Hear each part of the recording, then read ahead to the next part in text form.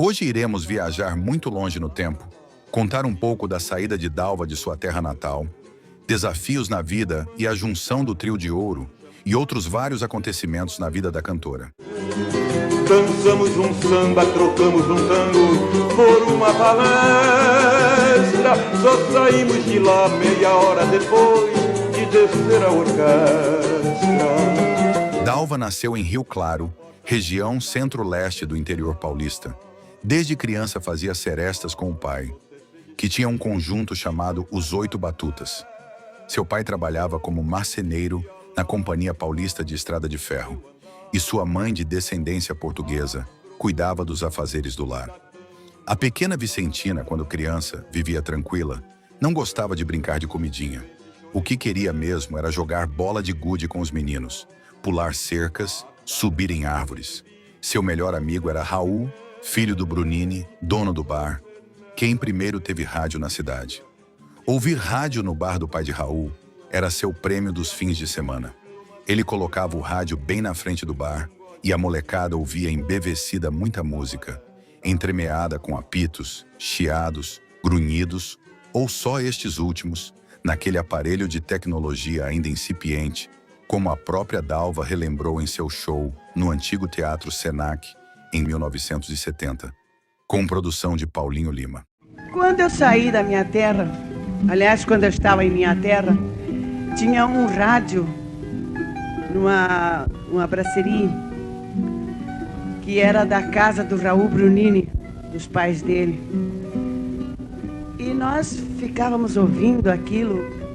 Era uma coisa interessante porque era um rádio muito grande e tinha um bambu amarrado com uns fios, uns arames, umas coisas muito engraçadas. E a gente ouvia o rádio, era assim.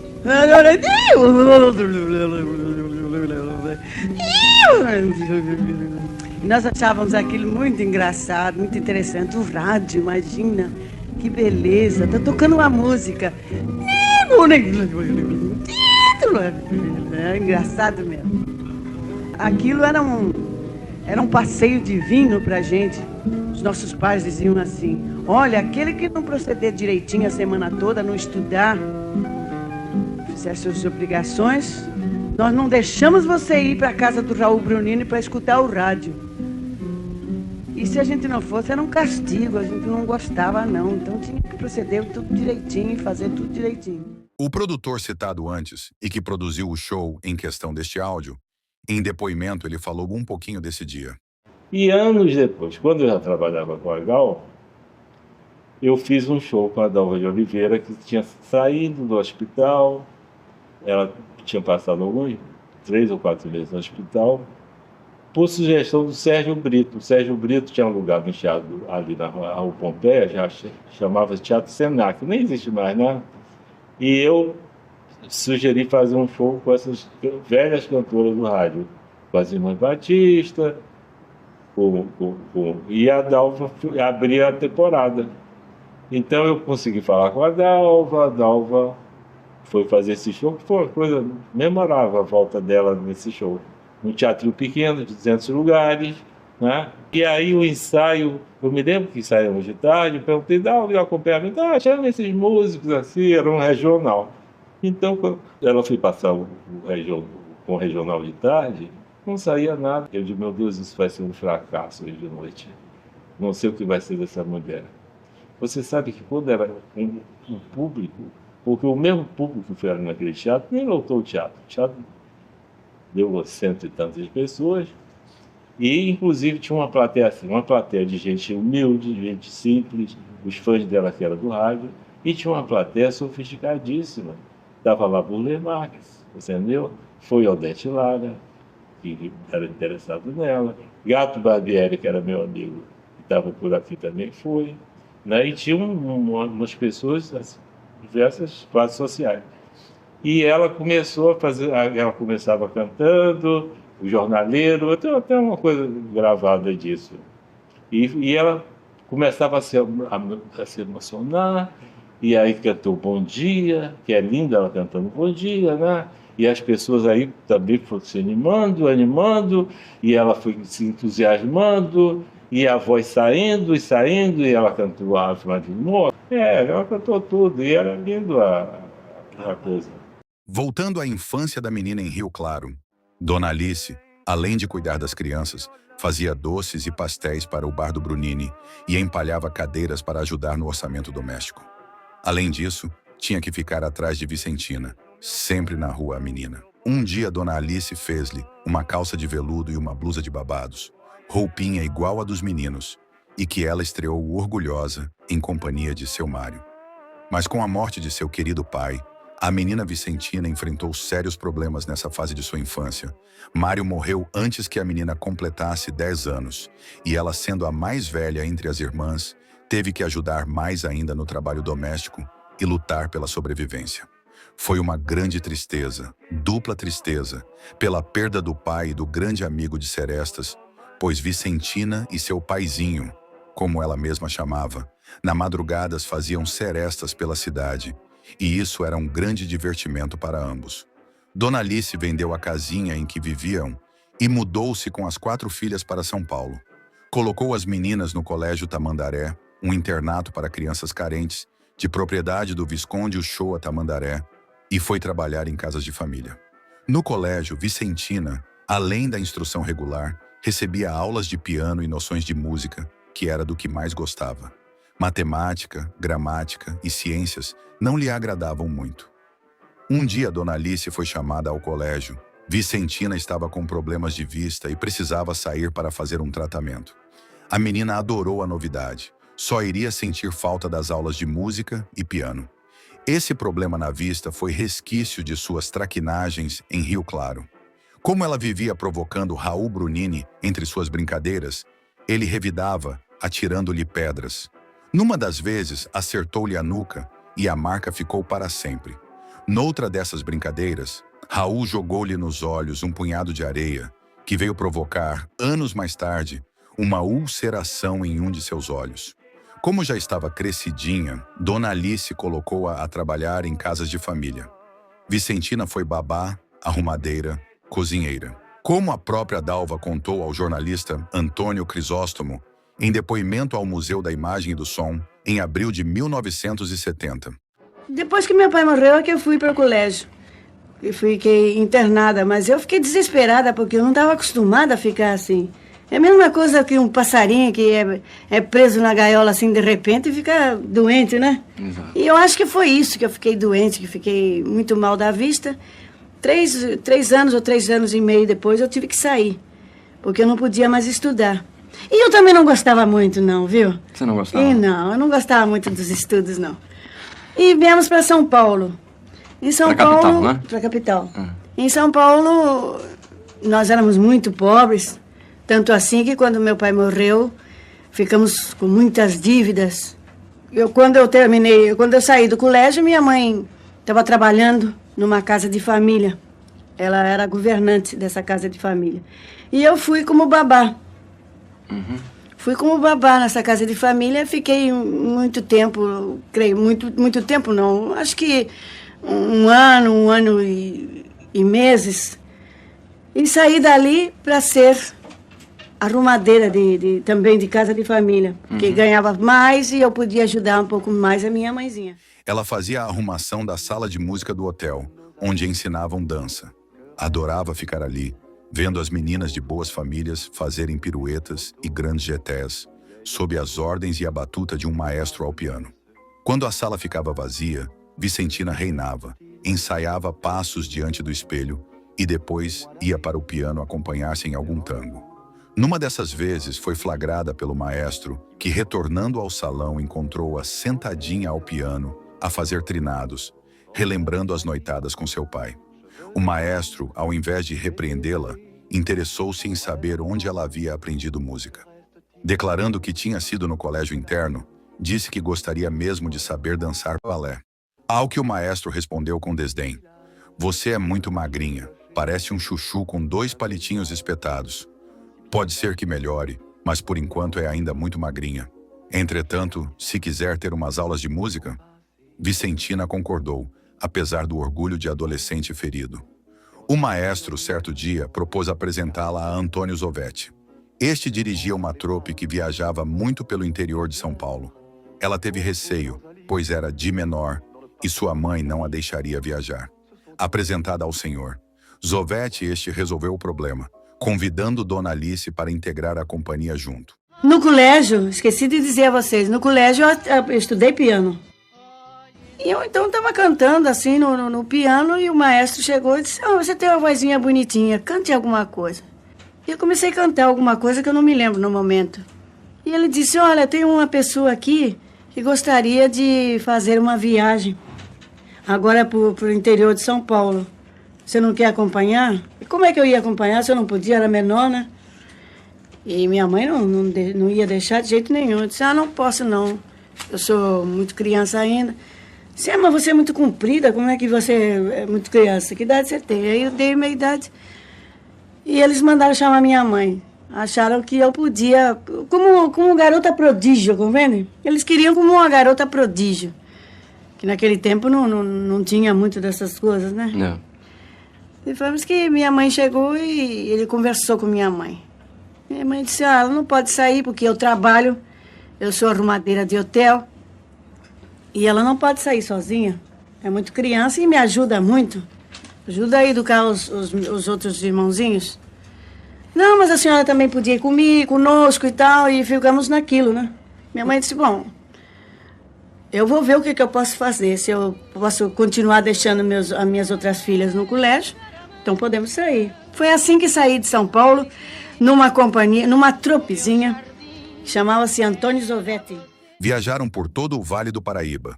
O esquema era simples: um valente caminhão, um tablado, alguns instrumentos, telões com pinturas ingênuas como cenários e muita vontade levavam a todos arte, diversão, sonho, alegria e felicidade. Seu Zovete chegava a um lugarejo qualquer, escolhia o terreno baldio mais limpo ou a melhor praça e se instalava. Depois o grupo percorria as ruas anunciando os espetáculos que se compunham de uma comédia, um drama e de uma revista musicada. Nos intervalos, Vicentina subia ao palco como a menina prodígio, uma Shirley Temple, e cantava alguns sucessos da época. Eu fui perguntar umas pessoas lá dentro do palco para saber se eu podia ingressar nessa companhia que estavam formando depois um outro show. Então disseram: o que você canta? Eu não tenho nada, só se vocês me ensinarem. E acharam muito engraçada porque eu era muito magrinha e tinha os cabelos muito compridos. Disseram: é engraçado, eu posso aproveitar você, cantar numa rede. Você vai ficar deitada cantando numa rede. E nós vamos ensinar você uma canção do Ari Barroso, que vai ser dessa peça e tal. Então eu cantei: vem ouvir minhas queixas, coração.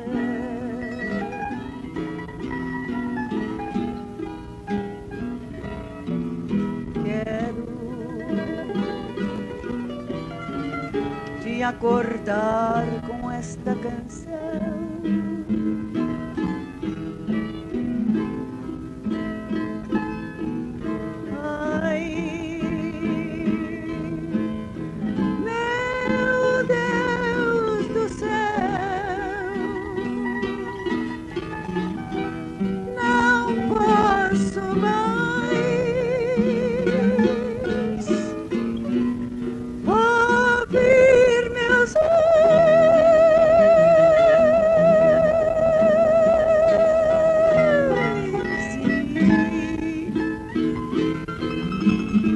Sem ter no mundo mais ninguém,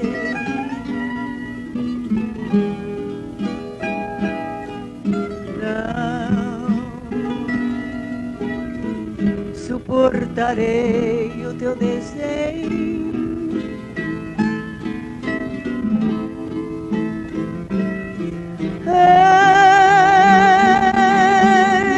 És a minha vida,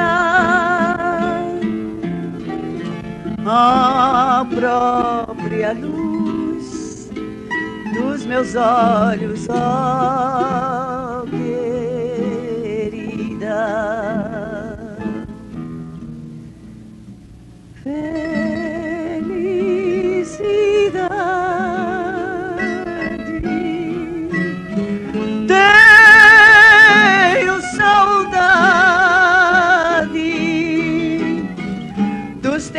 que não voltam mais, não voltam mais. Tu me deixaste só. Como o rádio ainda era luxo, o sucesso era a música mais cantada pelo vendedor de partituras nas ruas ou a tocada pelos pianistas nas lojas. A menina criou seu estilo e, em pouco tempo, era a atração da troupe. Seu Zovete, que após a venda dos ingressos comandava a cena, gostava dela e de Dona Alice, mãe abnegada, que além de cuidar da filha, era o pau para toda a obra das viagens. Os aventureiros saltimbancos, após percorrerem várias cidadezinhas, finalmente chegaram a Belo Horizonte, que era uma cidade moderna, planejada, arborizada e com um ótimo clima, cercada de morros. Nem as árvores, nem os morros existem mais. Tinha até uma estação de rádio, mas seu Zovete contraiu uma úlcera no estômago e a carreira da troupe encerrou-se ali mesmo. Teve início, porém, a carreira de Vicentina. Incentivada por amigos, Dona Alice pensou em levar a filha para um teste na Rádio Mineira. Quem sabe não poderia ser aproveitada. Um dia faltou ao serviço na casa da família onde trabalhava e lá foram à estação de rádio. Como o talento não faltava à Vicentina, ela foi aprovada, passando a ganhar 10 mil réis por hora. O salário facilitou a vida de ambas, que viviam numa casinha emprestada, no bairro das Flores. Mas não era o bastante.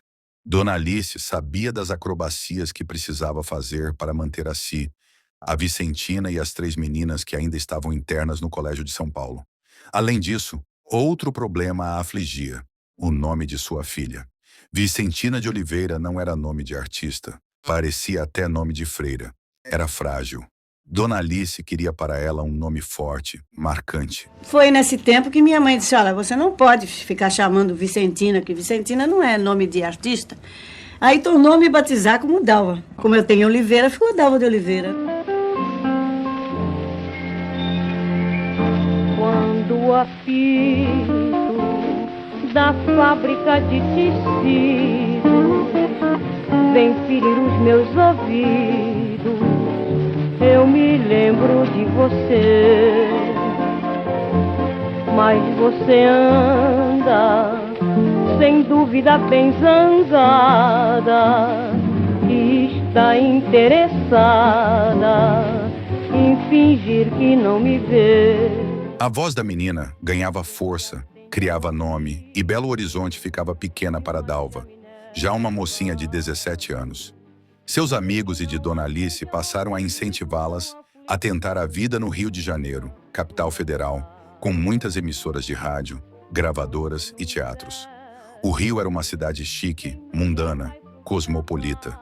Sua arquitetura colonial dava lugar ao neoclássico e os arranha-céus modernos abrigavam a nata da intelectualidade, da diplomacia e da política. A cidade, porém, não acolhia a todos. Pelo contrário, quem não tinha amizades nem dinheiro precisava lutar muito para ver e usufruir das belezas do Rio. Mas lá chegaram as corajosas Oliveira, indo se instalar num quarto de pensão na parte velha da cidade. Dona Alice, como já estava acostumada, voltou à faina nas casas de família e Dalva, como não conhecia ninguém no meio artístico, foi trabalhar numa fábrica de chinelos de pompom, aquelas pantufas de cetim, com salto e que faziam conjunto com os trajes de seda acolchoados das madames. Ganhava 10 mil réis por peça, dinheiro curto que dava apenas para o sustento. Os dias passavam e Dalva aproveitava o horário de trabalho para atualizar seu repertório. Cantava o dia inteiro para a alegria dos colegas e desespero do gerente. Certo dia, como nos contos de fada, aconteceu o inesperado. Estava ela a cantar e a pespontar chinelos quando apareceu um senhor muito bem vestido, de terno de linho branco e de chapéu panamá, que pediu ao gerente para lhe apresentar aquela mocinha magrinha, de cabelos compridos, que cantava. O gerente mandou chamar Dalva, que imaginou logo o pior. Seria dispensada por sua cantoria. O elegante senhor, que era sócio da fábrica de chinelos, também cantava na Rádio Ipanema, interpretando tangos. Era nada menos que o famoso Milonguita, que, além de tudo, era sócio da emissora. Foi só marcar um teste para sua operária, que, competente como sempre, foi aprovada. Foi o conjunto de Pinheirinho que a acompanhou na interpretação da canção do jornaleiro, Heitor dos Prazeres. Dele faziam parte Nestor Amaral e Zé Carioca, que iriam mais tarde para os Estados Unidos, acompanhando a pequena notável Carmen Miranda. Eu vim embora para o Rio de Janeiro. Cheguei aqui.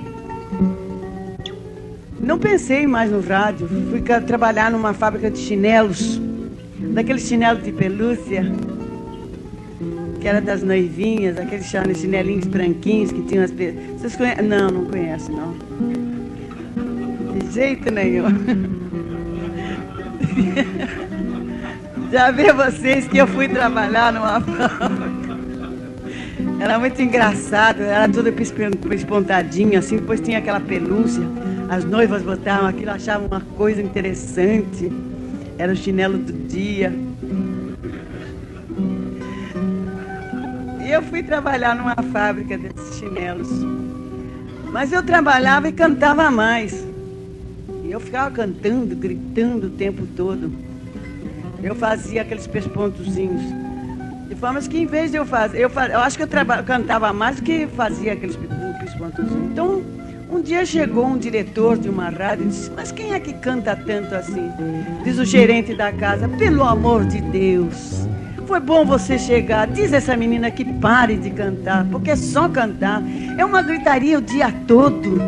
Eu devia de ver com uma altura assim de 1,60 m já, e era magrinha, pesava uns 12 quilos. Era uma coisinha. Então ele dizia pro moço, esse moço chamava-se Milonguita. Ele cantava muito bem tangos. E naquela época ele tinha um nome maravilhoso. Então ele dizia assim: olha, ela canta direitinho, eu acho que eu vou convidá-la para levar numa rádio para fazer uma prova com ela. Aí me chamou. Se você gostaria de cantar no rádio? Eu digo: meu Deus, para voltar para minha terra? Eu pensei que o rádio era só aquilo. Disse: não vou voltar lá para entrar naquele rádio, não. Pelo amor de Deus. Não, o rádio aqui. Aí ele me explicou e me levou para que eu cantasse. Naquele tempo estava em voga o jornaleiro. Então canta lá o jornaleiro. Eu aí cantei. Olha a noite, olha a noite, eu sou um pobre jornaleiro que não tenho paradeiro. Ai de quem vive assim. Eu vivo amargurado e bem abandonado. Oh, que sorte Deus me deu. Eu vivo sempre a sofrer. Oh, que destino é o meu. Eu vivo tão abandonado, sou um pobre desgraçado. Oh, que sorte Deus me deu. Olha a noite, olha a noite, diário da noite, olha a noite. Dalva passou a receber 30 mil réis por hora na nova carreira. Não era um grande salário, mas era muito melhor do que o da fábrica. Despediu-se das colegas das chinelas e mergulhou no mundo do rádio. Como as emissoras não tinham contrato de exclusividade com a maioria dos cantores, Dalva apresentava-se também na Rádio Sociedade, na Cruzeiro do Sul, onde atuou ao lado de Noel Rosa, na Philips. Noel Rosa gostava muito de mim, me protegia também muito. E tinha muito o sistema do meu pai. Depois que nós cantávamos, quando nós terminávamos o nosso programa, ele dizia assim: vamos fazer uma serenata? E a gente saía, né? Fazia as serenatas. Até chegar a Mairinque Veiga, em 1935, como uma jovem, mas já experiente cantora. A menina já chamava a atenção dos críticos. como diferente de Carmen Miranda, Marília Batista e entre outras que continuavam seus repertórios focados no samba, o tema da época. Dalva já em 1935 demonstrava nas entrevistas que preferia valsa e foxtrot, um estilo diferente para aquele momento, mas que já demonstrava o seu gosto e estilo. As finanças melhoravam e Dalva trouxe para o Rio suas irmãs, Nair, Lila e Margarida. Passaram a morar numa pensão cabeça de porco da rua Senador Pompeu, comprando comida numa casa de pasto das proximidades, em uma lata de banha de 2 quilos que dava para a família inteira. A Rádio Mairinque Veiga era o sonho de todo artista, pois faziam parte de seu elenco nada menos que Carmen e Aurora Miranda, Odete Amaral, Lamartine Babo, Elisinha Coelho, João de Barro, Braguinha, Zezé Fonseca, Aracide Almeida e um sem número de grandes nomes. Dalva chegou à emissora convidada pelo diretor Ademar Machado, admirador de seu talento, que resolveu apadrinhá-la. Lá, no entanto, encontrou César Ladeira, um grande homem de rádio que tinha antipatia por protegidas, principalmente novatas. Ele passou a preterir o nome de Dalva, riscando-a da tabela diária de programação, em favor de Carmen, Aurora, Zezé e Odete, suas prediletas. Dalva recorreu ao senhor Ademar Machado, que além de garantir seu lugar na tabela, contratou-a para o programa Donas de Casa. Foi um alívio. Dalva, sempre às voltas com o orçamento familiar, começava a vencer. O rádio já era um poderoso veículo de massas, que tinha no cinema seu principal concorrente. No entanto, o tradicional teatro de revista continuava sendo a grande atração da cidade, e todo artista, para se tornar verdadeiramente popular, tinha que pisar em seus palcos. O grande ator Jaime Costa foi o responsável pelo ingresso de Dalva no teatro.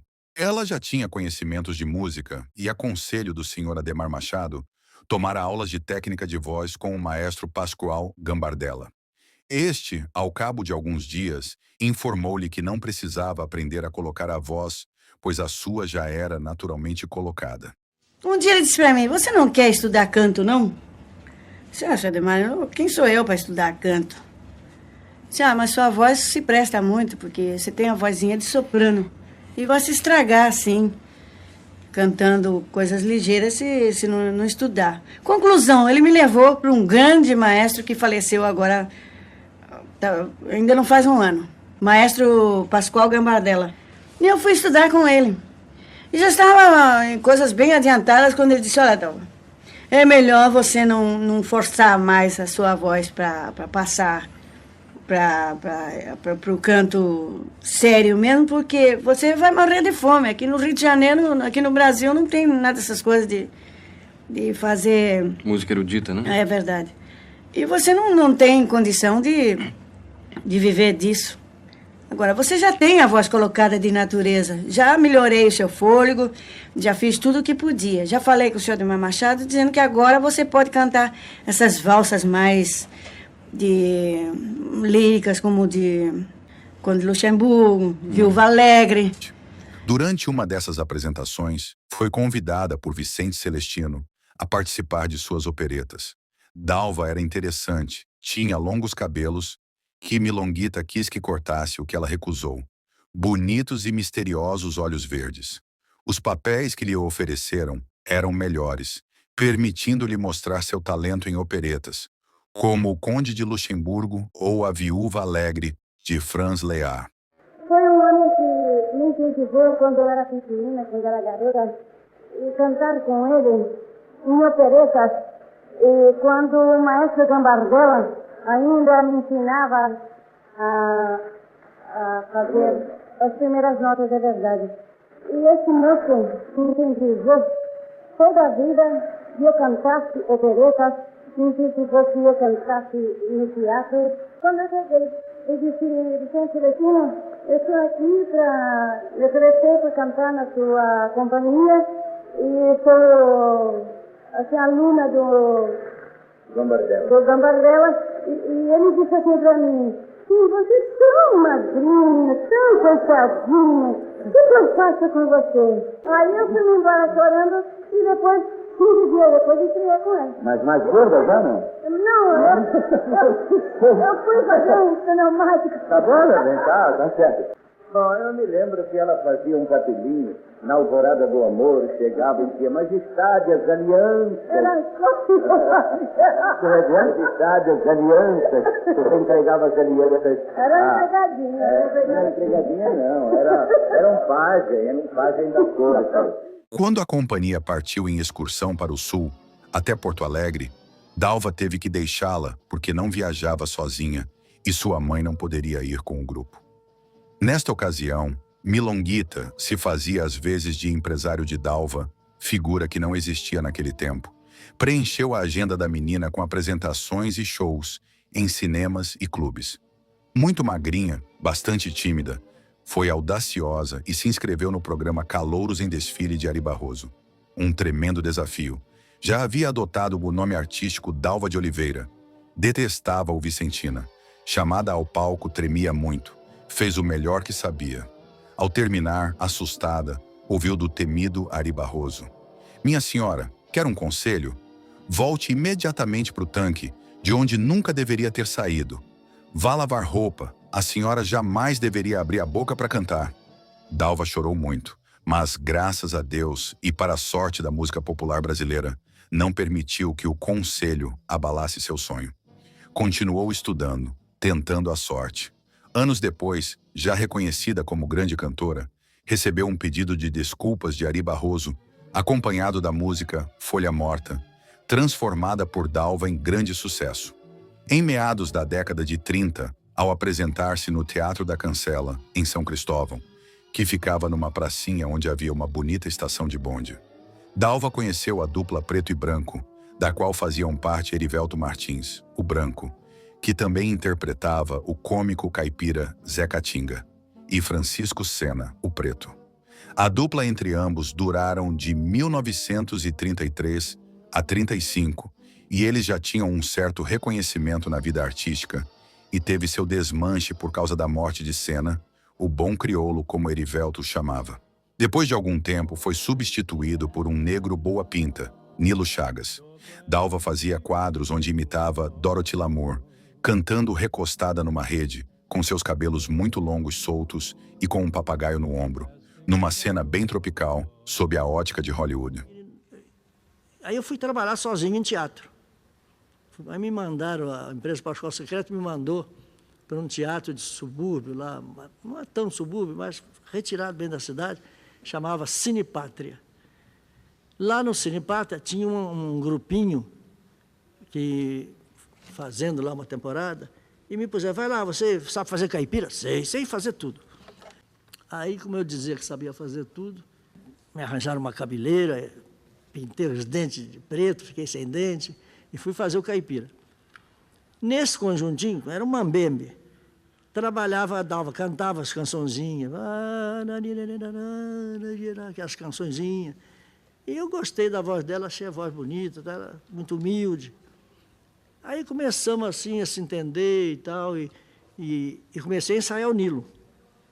E um dia nós estávamos sentados numa praça que tem perto do teatro, no intervalo assim, de matinê, e eu estou cantando com o Nilo. E aí me deu um estalo. Aquela vozinha dela, assim, eu disse para... O Príncipe Pretinho estava presente. Estava sempre presente comigo nessa época. Então eu mandei ela fazer uma canção, para dar um exemplo qualquer, ela de fazer lá, lá, lá, lá, lá, lá, lá, em duas vozes. Aí eu dizia para ela, faz assim, lá, lá, di, lá, lá, lá, lá, lá, lá, lá, lá, lá. E ela fez. O Príncipe Pretinho ficou maluco, que beleza que ficou. Aí eu entrava. Eu tenho mania de vocal, né? Sempre fui vocalista, faço terça com facilidade, quarta, quinta, sexta, sábado, faço tudo. Negócio de voz, eu vou em frente. Então, assim nasceu o Trio de Ouro. Era novidade, cantando em vocal, 2 homens e uma mulher, porque a tessitura da mulher é muito diferente da textura do homem, não canta junto música popular. Mas como a Dalva tinha uma voz extensa, eu achei recurso, comecei a fazer... E aí progredimos, fizemos maravilhas. Dalva e a dupla Preto e Branco. Levados à RCA Victor pelo amigo Príncipe Pretinho, gravaram o primeiro disco em 78 rotações, com 2 composições do Príncipe, Ceci e Peri, e Itaquari. O acompanhamento ficou por conta do conjunto regional Boêmios da Cidade, com Benedito Lacerda no comando. A gravação foi feita em 1º de julho de 1937, sendo o disco lançado logo depois, com ótima receptividade. Itaquari, Itaquari, desce, desce do coqueiro, vem depressa pro Em 37 nós gravamos o primeiro disco estourou no Brasil, fez um sucesso danado pela originalidade. E aí o trio nasceu no primeiro disco, não parou mais, e nós fomos contratados para Marink Veiga, tanto que nessa época não era Trio de Ouro, era eu, para não querer esconder a Dalva, o nome da Dalva, eu sugeri à fábrica que pusesse Dalva de Oliveira e a dupla Preto e Branco.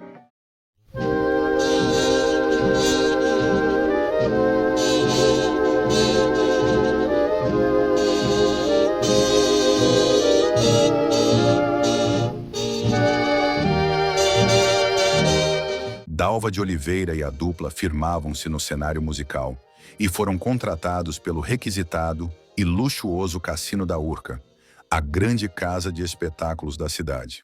Ah, sim. Me lembra os sons aqui das fichazinhas do jogo, né?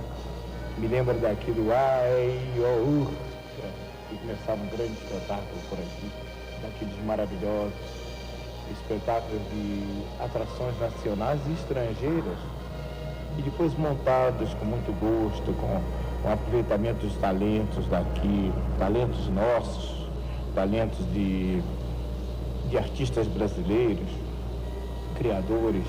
Então o Cassino da Urca, que foi aqui, o espaço dele físico me lembra ali coisas daquele, onde havia camarim, e a escada que desceria os artistas, esse palco que abria aqui em leque, com os espelhos, né? Com a orquestra vinha de trás para frente, as gavetas, que maravilha, o que subia, os crooners que vinham de elevadores assim isolados, subia pela figura, já atacando aquela mecânica de bom gosto, era realmente uma coisa linda. E este ponto em si, a física da Urca é muito bonita, essa enseada aqui, o movimento em torno da vida do cassino é muito bonito. E tudo isso tinha um poder mágico de cobrir o Rio de Janeiro, esse nosso Rio querido, de um som noturno que hoje já não tem. Eu sentava naquela mesa ali em cima com o Fernando Louro, uns amigos aqui, o Jatobá e outros aí, sentávamos ali, 20 mil réis, uma ceia francesa, né? Mas, meu Deus, servida com bom gosto, no melhor prato. Não era a época do plástico, nós estávamos comendo em louça. Nós estávamos comendo em louça fina, guardanapo de pano, um perfume de mulher bonita aqui espalhado nesta sala. O cassino no bairro carioca da Urca originalmente foi lançado como hotel, o Balneário. Em 1933, cedeu à moda dos hotéis cassinos e foi comprado e administrado pelo empresário Joaquim Rola, com apoio do governo de Getúlio Vargas. O começo das atividades como cassino não foi muito próspero, mas o espaço acabou se consolidando a partir do investimento na seara musical. Joaquim Rola chegou a criar uma linha de barcas de Niterói até a Urca, atraindo mais clientes. O cassino era um sonho dourado de qualquer artista daquele tempo. Em poder trabalhar naquele local, imagina para os três onde vinham dos simples cortiços e favelas, para o renomado cassino de fino trato, do corrimão dourado, da maciez do tapete ouro velho, do perfume francês das mulheres no ar, mulheres lindas, homens elegantes em seus smokings. Tudo de extremo bom gosto. Luxuoso trouxe a movimentação da vida noturna ao Rio. No térreo, as mesas do Grill Room se misturavam com a agitação dos shows. No centro se localizava a pista de dança. Perto do palco havia um chão removível, que trazia ou removia grandes orquestras, como a própria do cassino, ou as internacionais. O mais impressionante eram os shows que simplesmente eram com Jean Sablon, Josephine Baker, Charles Trenet, Carmen Miranda, todos os artistas brasileiros do alto escalão do rádio e outros. De um dia para a noite, o trio viu suas vidas mudarem completamente para melhor. Com a proibição dos jogos de azar no Brasil, em 1946, o prédio ficou fechado e praticamente abandonado por alguns anos. Mas em 1950, foi comprado pelo jornalista e empresário Assis Chateaubriand, que ali instalou a sede carioca da TV Tupi, que ali funcionou até julho de 1980. Corria o ano de 1937. Foi o início de uma grande escalada. Começaram a gravar, a se apresentar em shows, em rádios. Dupla Preto e Branco e Dalva de Oliveira, um trio de ouro. Anunciava o comunicador César Ladeira, na então famosa Rádio Mairinque Veiga. Ficava assim batizado o Trio de Ouro. O trio viajava por todo o Brasil, faziam shows em clubes, cinemas e cassinos. As finanças melhoravam, mudaram-se para uma casa um pouco mais ampla, próxima à Praça 11. Dalva sempre levando consigo Dona Alice e suas irmãs. Em meados de 1938, o casal Dalva-Erivelto resolveu efetivar oficialmente o casamento, que foi simples, sem muitos convidados ou festividades, apenas com uma seresta para os amigos. Outro fato também naquele ano marcaria em definitivo a vida de Dalva, pois a primeira dublagem brasileira estava sendo feita na Sonofilmes, e a cantora estava lá nesse momento histórico, dublando o famoso filme de desenho animado, Branca de Neve e os Sete Anões, onde a Dalva coube a dublagem da peça principal da animação. A Branca de Neve e a parte cantada ficou por conta da soprano Maria Clara. Como não existia dubladores ainda, eles contrataram grandes artistas da nata do rádio brasileiro. Walt Disney ficou encarregado de escolher as vozes para a princesa e seus amigos, e João de Barro ficou a cargo das canções. Ao contrário do que é falado, a dublagem desta versão não foi apagada e nem muito menos perdida. Ela atualmente se encontra sob os arquivos da Disney, só que não disponível a público. Sendo assim, até então, temos que se contentar com esse único trecho aqui, até que um dia a completa seja liberada.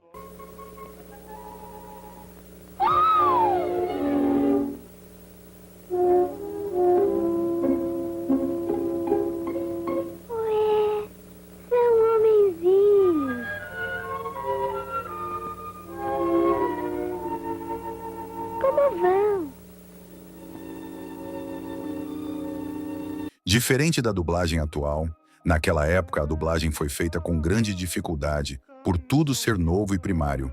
Foram enviados mais de 50 discos de acetato com os diálogos e canções do filme, além de uma cópia em preto e branco do filme, que serviu para os artistas estudarem as características e entonações de cada personagem que iriam interpretar.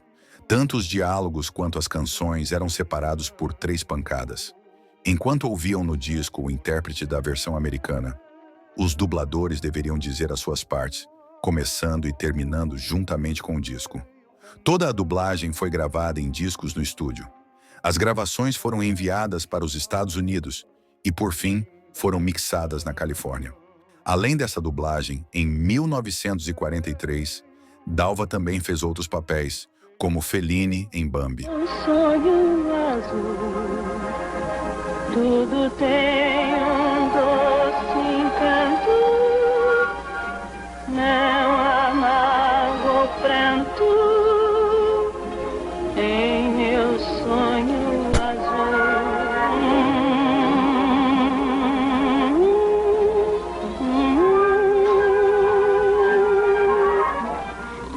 Lá naquele bolso é que a chave está.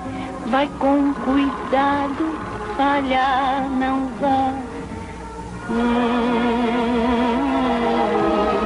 Voltando ao trio, nesta fase, as gravações foram inúmeras, e todas, ou quase todas, eram de sucesso absoluto. No período em que o trio assinou o contrato com a gravadora Columbia, fizeram uma gravação mais que curiosa, tendo Dalva cantando até em japonês, Japonesinha. Basta seu rostinho pequeno, seu olhar tão sereno, pra se ver que é formosa.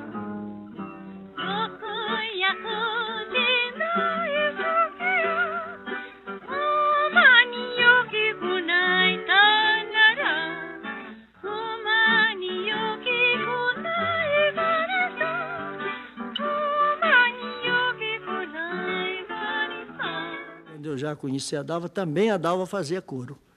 Então era um coro maravilhoso. Mas acontece que naquele tempo só tinha um canal e não tinha coro que aguentasse um canal só.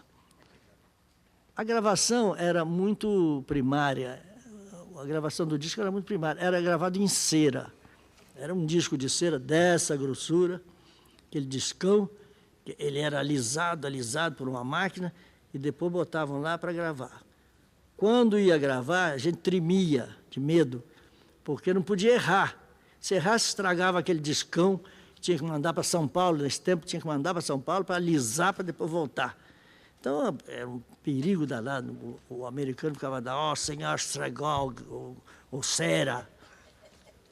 A gravação era medida, a mesa tinha uma corda com um peso.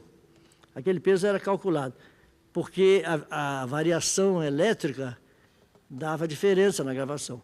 Então, eles puseram um peso, não era elétrico, era aquele peso que ia caindo. A proporção que o disco ia rodando, ele ia caindo, e a gente ficava gravando e olhando para o chão. Porque se passasse, a gente demorasse a música um pouco, o peso batia no chão e estragava a cera também. Porque tinha que parar antes de chegar no chão. E às vezes o ritmo saía um pouco mais lento, aí era aquele inferno. E a gente, o americano bronqueava. E assim, as minhas primeiras gravações foram feitas dessa maneira. Se trabalhar com 2 canais, um para a orquestra, 10 músicos, 15 músicos, 20 músicos, e o outro para o cantor e o coro. O cantor ficava na frente, o microfone aqui, o cantor aqui, o coro aqui atrás, em meia lua. O cantor cantava, quando o coro vinha, ele tinha que abaixar, que é para o som entrar. E era um lado só, o microfone não tinha esse negócio de 4 lados, era só... Depois veio o capelinha, que pegava 2 lados, o microfone capelinha e tal. Aí já a coisa melhorou, já estava... Já então, a fama de Dalva de Oliveira superava o nome do trio, e por isso ela era constantemente convidada a cantar com outros grandes nomes como Francisco Alves, Orlando Silva, Carlos Galhardo ou até Carmen Miranda. Tal fato não comprometia a estabilidade do casal e do trio, pelo contrário. Só inflava o ego de Erivelto ver sua esposa e companheira tão assediada para apresentações. Ele conhecia seu valor e seu reconhecimento só poderia fazer bem à carreira do trio. A união das vozes de Dalva e Chico Viola causou furor e eles passaram a ser considerados parceiros ideais, o casamento vocal perfeito. Chico Alves, que não costumava dividir suas gravações com nenhuma cantora, além de fazê-lo com Dalva, voltou a gravar com ela muitas vezes, sendo que alguns destes encontros tornaram-se antológicos, e também deu-lhe o título de Rainha da Voz, pois afinal o rei da voz não poderia cantar por aí com qualquer plebeia. Este título, Dalva teria que registrá-lo em cartório anos depois, ao vê-lo ameaçado por uma promoção de rádio que pretendia eleger Ângela Maria a Rainha da Voz. Com a mesma contrição com que nós fazemos, eles ouvem às 6 horas da tarde o bater da Ave Maria.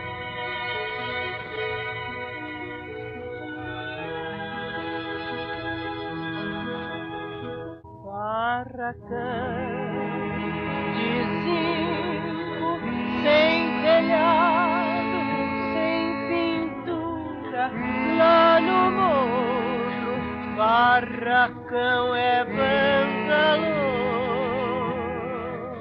Em 1942, mais um sucesso estrondoso transformaria mais o trio de ouro.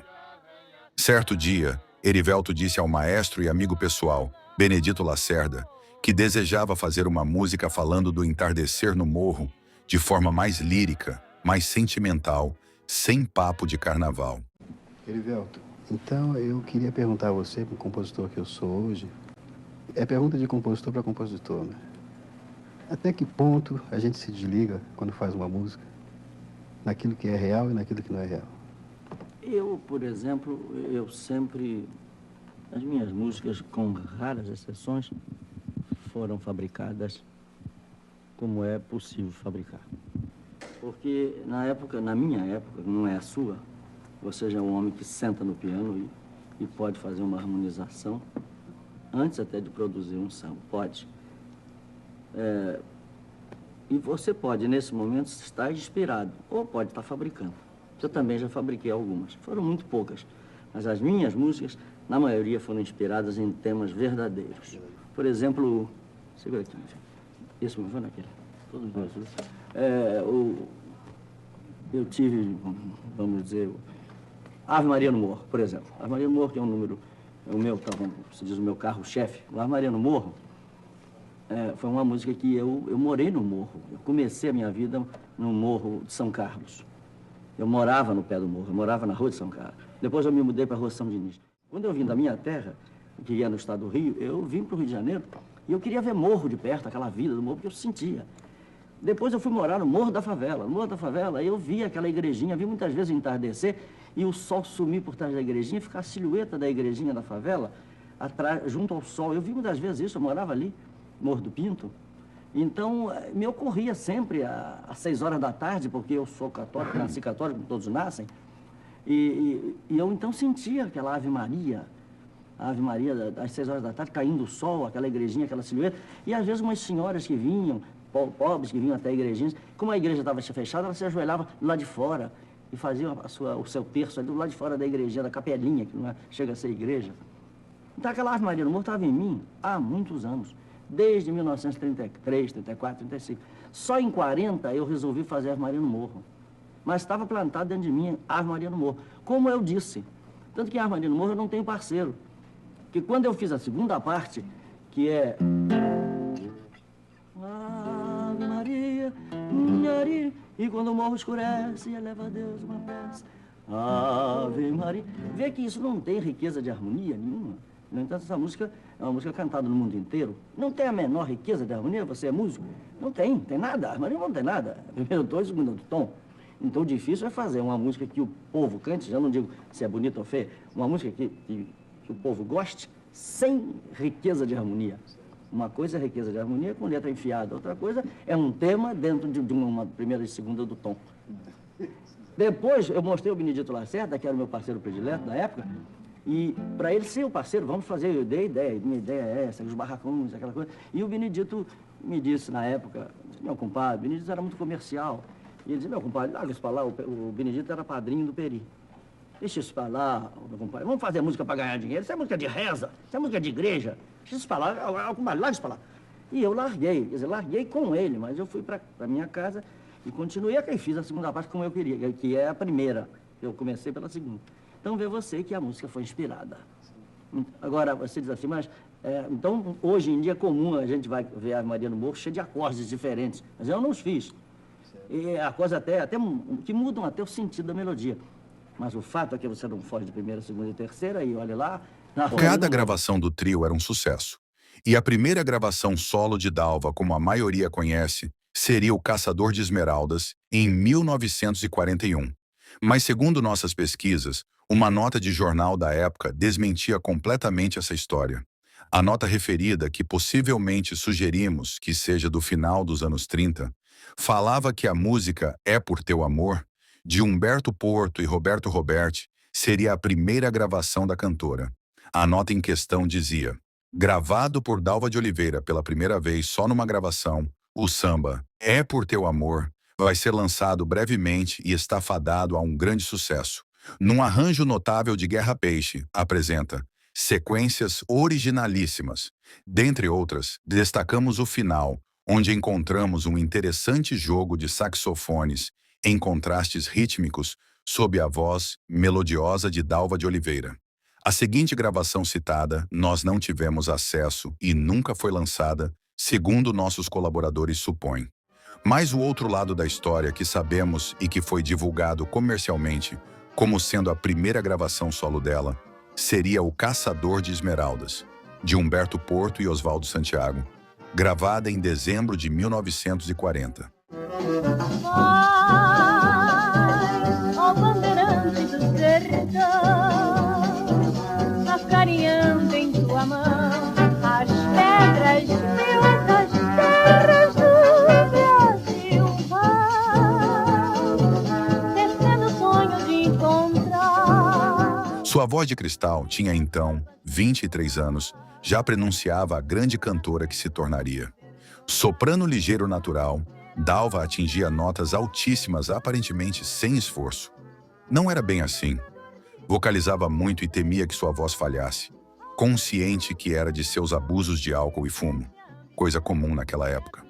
Era uma marcha rancho que, mesmo sem imaginar, lhe marcaria, e que após anos ela se tornaria a grande intérprete desse gênero tão romântico, nostálgico, triste e sentimental. Outra curiosidade é que em janeiro de 1966, após ter sobrevivido ao terrível desastre automobilístico, a cantora escolheu regravar a marcha para recomeçar sua vida artística novamente. Tecendo o sonho de encontrar por entre as águas a rolar a sedução do verde olhar de uma